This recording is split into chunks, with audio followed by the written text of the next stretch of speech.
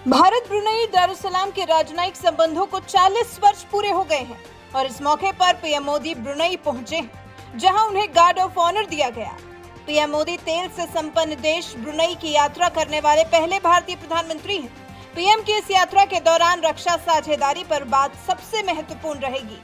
भारत और ब्रुनई रक्षा, व्यापार, निवेश, ऊर्जा, स्पेस टेक्नोलॉजी, स्वास्थ्य, क्षमता निर्माण, संस्कृति के साथ साथ लोगों के बीच आदान प्रदान समेत विविध क्षेत्रों में पहले से ही जुड़े हैं। अब इस रिश्ते को और मजबूती देने के लिए प्रधानमंत्री नरेंद्र मोदी ब्रुनई पहुंचे हैं। मौजूदा समय में ब्रुनई में करीब 14,000 भारतीय रहते हैं।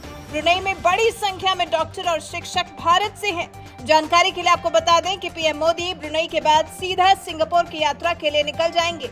माना जा रहा है कि पीएम मोदी के ब्रुनई और सिंगापुर दौरे पर पहुंचकर समुद्री सुरक्षा को लेकर बातचीत चीन की टेंशन बढ़ा सकती है। छत्तीसगढ़ के दंतेवाड़ा और बीजापुर जिलों के सीमावर्ती क्षेत्र में सुरक्षा बलों और नक्सलियों के बीच मुठभेड़ जारी है।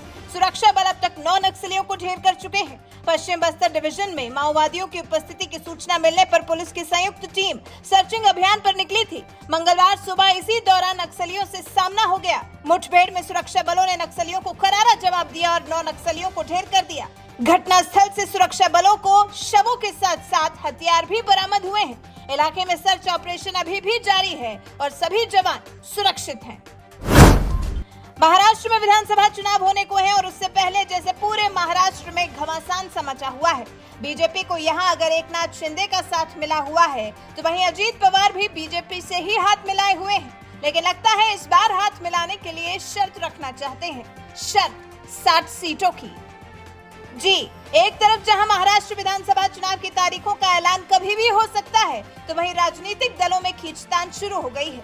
सूत्रों से पता चला है कि अजीत पवार गुट ने महाराष्ट्र में बीजेपी की टेंशन बढ़ाते हुए 60 सीटों की मांग कर दी है। अजीत पवार गुट का दावा है कि वो इन 60 की 60 सीटों पर जीतने का मादा रखते हैं। इस पूरे मामले पर अभी हाल ही में अजीत पवार गुट की आंतरिक बैठक भी हुई। मतलब 288 सीटों पर चुनाव होना है और उसमें से 60 सीटें अजीत गुट ने अपने लिए मांगी है। क्या बीजेपी इसके लिए कभी भी तैयार होगी?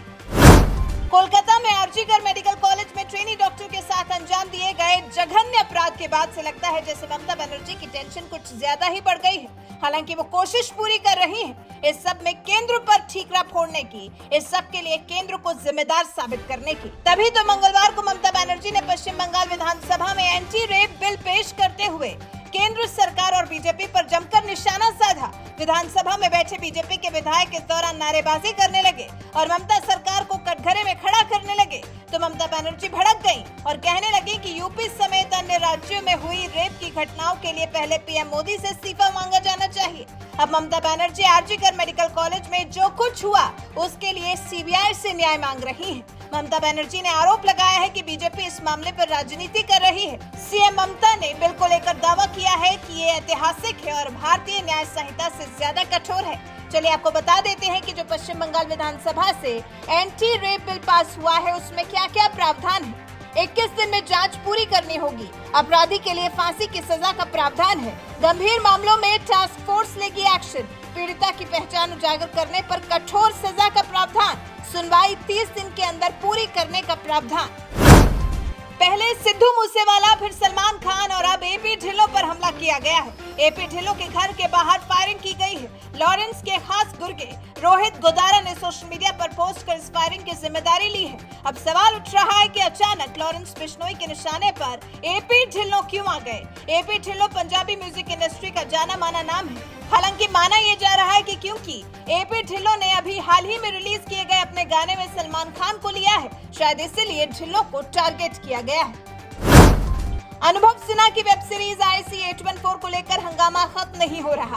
पूरी सीरीज विवादों में घिर गई है। इनमें हाईजैकर्स के नाम शंकर और भोला बताए गए हैं। इस पर केंद्र सरकार ने जब नेटफ्लिक्स के कंटेंट हेड को तलब किया तो उन्होंने केंद्र को आश्वासन दिया है कि भारत के लोगों की भावनाओं को ध्यान में रखकर ही प्लेटफॉर्म पर कंटेंट अपलोड किए जाएंगे। सूत्रों से ये भी पता चला है कि नेटफ्लिक्स कंटेंट हेड ने सरकार को गारंटी दी है कि भविष्य में प्लेटफॉर्म पर आने वाले तमाम कंटेंट संवेदनशील होंगे और देश की भावनाओं का ख्याल रखते हुए बनाए जाएंगे। इसके अलावा कंटेंट रिव्यू का भी भरोसा दिया गया है नेटफ्लिक्स कंटेंट हेड की तरफ से।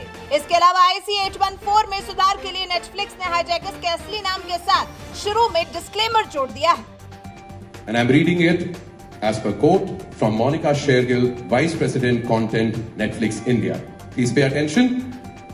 For the benefit of audiences unfamiliar with the 1999 hijacking of Indian Airlines Flight 814, the opening disclaimer has been updated to include the real and code names of the hijackers. The code names in the series reflect those used during the actual event. India has a rich culture of storytelling, and we are committed to showcasing these stories and their authentic representation. Pakistan और बांग्लादेश के बीच 2 match की series का दूसरा test Rawalpindi में 30 अगस्त से 3 सितंबर को खेला गया। टेस्ट मैच के 5वें दिन बांग्लादेश ने पाकिस्तान को 6 विकेट से शिकस्त दी। पाकिस्तान का 0-2 से बांग्लादेश ने क्लीन स्वीप कर दिया।